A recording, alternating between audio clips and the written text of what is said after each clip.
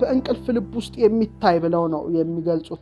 ከአራቱ ጠባያት መቀላቀል የተነሳ ነው ይላል። ምኞቱ ሲያይልበት ከነዚህ ሐሞታት ተዋቅሮ ጋራ እነዚህ ህልሞች በተለያየ ህብር ይገለጻሉ። በህልሙ ሲበላ፣ ጮማ ሲቆርጥ፣ ጠጁን ሲጨልጥ፣ ነገር ግን ይነቃል፣ ሰውነቱ ግን ባዶ ነው።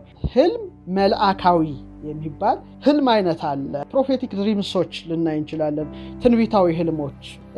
ግን እንደዚህ አይነትን ህልም ለመረዳት በጣም ጥሩ ብቃት ያስፈልጋል። ምናልባት ተደጋግሞ ሊታየን ይችላል።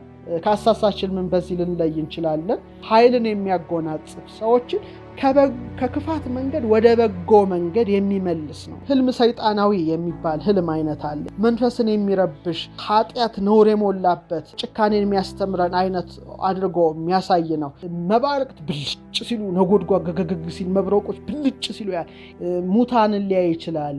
የሞቱ ሰዎች በድንገት ያለፉትን ሰዎች ሊያሳየው ይችላል።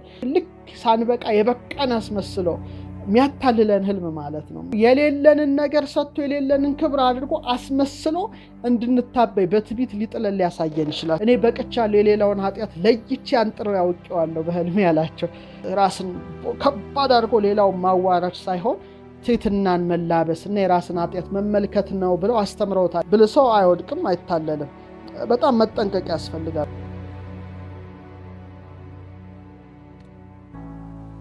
ህልምና ራእይ ምንድናቸው በመሰረታዊ ነገሩ የሚለውን ነውና ህልምና ራእይ ምንድናቸው የሚለውን ለማየት አለቃ ኪዳነ ወልድ ክፍሌ ህልምን ምን ይላሉ? በእንቅልፍ ልብ ውስጥ የሚታይ ይሉታል። በእንቅልፍ ልብ ሲባል ልብ ማስተዋል ጋር ያያያዛል። እንቅልፍ ነውና በእንቅልፍ ልቡ ህልም አየ ይላልና በእንቅልፍ ልብ ውስጥ የሚታይ ብለው ነው የሚገልጹት። እንግዲህ መቼ ሰዓት ነው ምን ሰዓት ነው ህልም የምናየው የሚለውን ከፍተኛ ጥናት ተጠንቷል።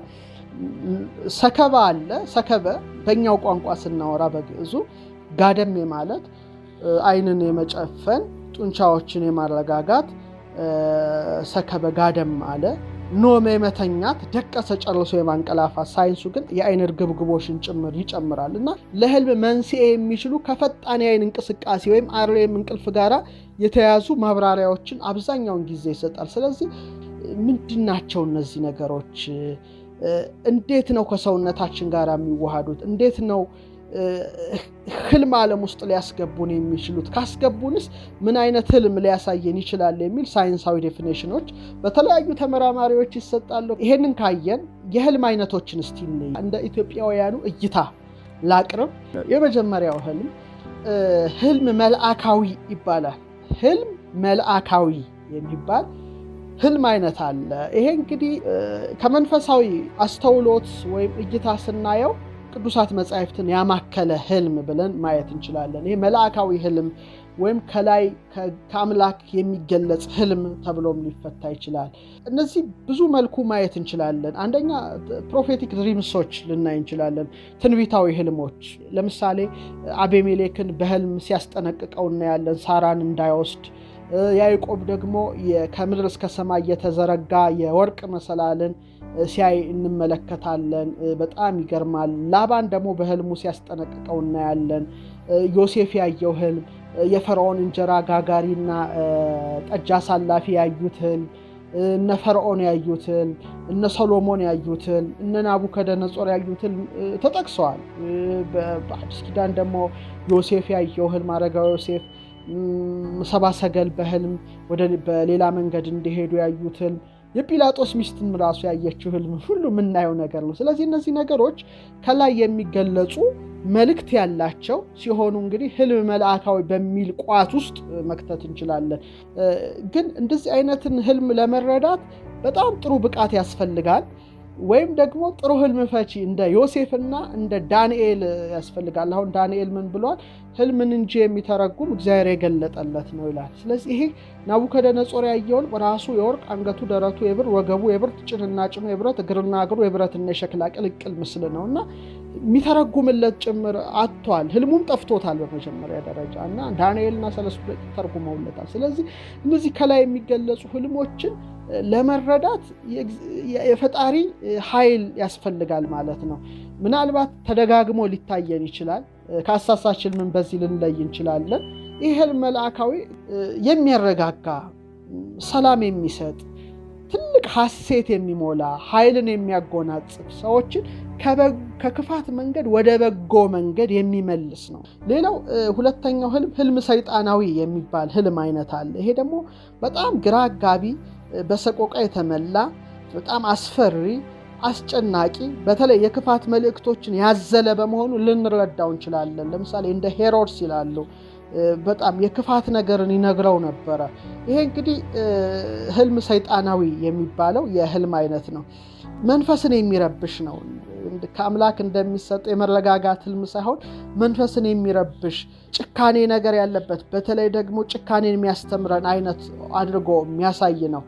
አንዳንዴ ደግሞ በጣም አታላይ ስለሆነ የሌለንን ክብር ሰጥቶ እኛ ማንነታችን እናውቀዋለን፣ ግን ልክ ሳንበቃ የበቃን አስመስሎ የሚያታልለን ህልም ማለት ነው።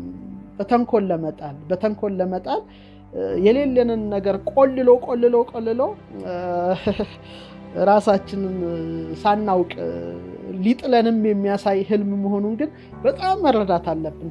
አንድ ምሳሌ አንድ አባት ሲጠቅሱ ሰምቼ እጅግ ገርሞኛል። እና አንዱ እስከ 7ቱ ሰማያት ድረስ አየሁ አለ በህልሙ። እና ምንም ከዚህ ግባ የሚባል ሰው አይደለም፣ ግን ሰይጣን ሲፈትነው ትንሽ ገና መንፈሳዊ ዓለም ገና ሲጀምር ነውና ይሄድና 3ቱን ሰማያት እንደነ ጳውሎስ ጎብኝቶ በህልሙ መጣ። በህልሙ ነው ያየው፣ ሌላ አካል አይደለም። እና ይሄድና ሮጦ ሄድና አባቴ ያላቸው፣ አቤት እኔ እኮ እዚህ ከምታየው ሰው ሁሉ የበለጥኩ የበቃሁ ነኝ አላቸውና ደንግጠው እንዴት ሆነው አሉት። አይ ዛሬ በህልሜ እስከ 3ኛው ሰማይ ድረስ ወጥቼ ያየው። አንተ ወጣየህ ታዲያ የበቃሁ አይደለሁ አላቸው። አይ አልበቃህም ልጄ፣ ኃጢአት እንደውም በጣም ላይ ሰፍሯል አሉት። ተናዶ ሄደ፣ ተበሳጭቶ ሄደ። በሁለተኛው ቀን ምን ይመለከታል? የዓለም ውስጥ የሚሰራውን ኃጢአት ሁሉ ወለል አድርጎ አጅሮ ያሳየዋል። እየሮጠ ሄደ። አቤት አምላክ እንዴት ቻይ ነው! እኔ ህጉን የጠበቅኩ ነኝ። ሌላው ዓለምም አቤት የሚሰራው ኃጢአት እንደው አምላክ እንዴት ቻይ ነው! እኔ በቅቻለሁ፣ የሌላውን ኃጢአት ለይቼ አንጥሬ አውቄዋለሁ በህልሜ ያላቸው። እሳቸው ግን አስተዋይ ስለሆኑ የሰይጣን ፈተና መሆኑን አውቀዋል። አይ ኃጢአት ብሶብሃል እንጂ አልተሻለህም፣ ይሄማ የብቃት ምልክት አይደለም አሉት። 3ኛ ምን አላቸው?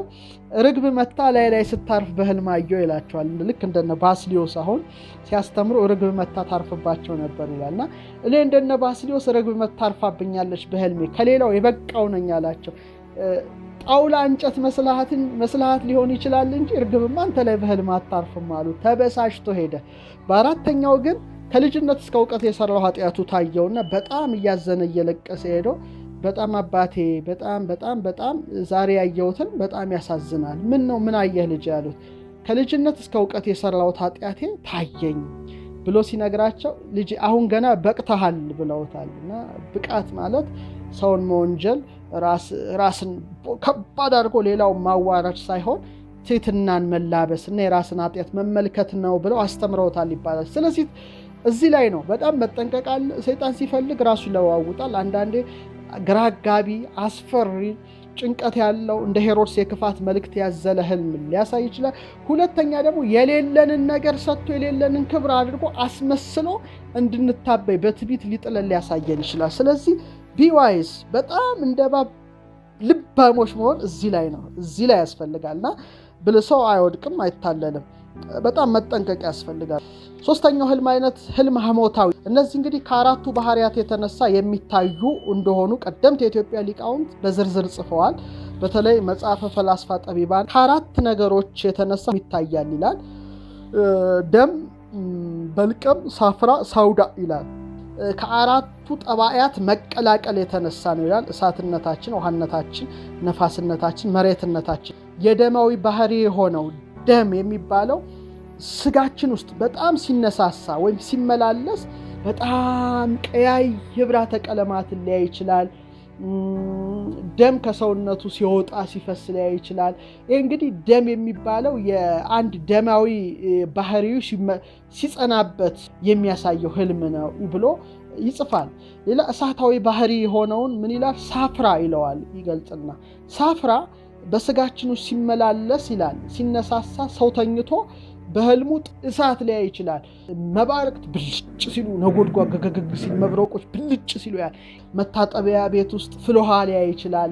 ሲታጠብ በተለይ ግን ፍል ውሃ ውስጥ ገብቶ ሊያይ ይችላል። ይሄ እንግዲህ የሳፍራ የሚባለው እሳታማ ባህሪ ሲነሳሳ የሚያሳየው ነው ይላል። በመቀጠል በልቀም የተባለው የውሃዊ ባህሪያችን የውሃው ባህሪ በሚነሳሳበት በሚመላለስበት ጊዜ ሰው በህልሙ ባህር ሊያይ ይችላል፣ ወንዞችን ሊያይ ይችላል፣ በረዶ ሊያይ ይችላል፣ ዝናብ ዶፉ ጎርፉን ሊያይ ይችላል፣ ውርጭ ሊያይ ይችላል፣ ውሃ ሲጠጣ ሊያይ ይችላል። እንግዲህ ይሄ እንግዲህ በልቀም የሚባለው የውሃ ባህሪ ሲመላለስ ነው።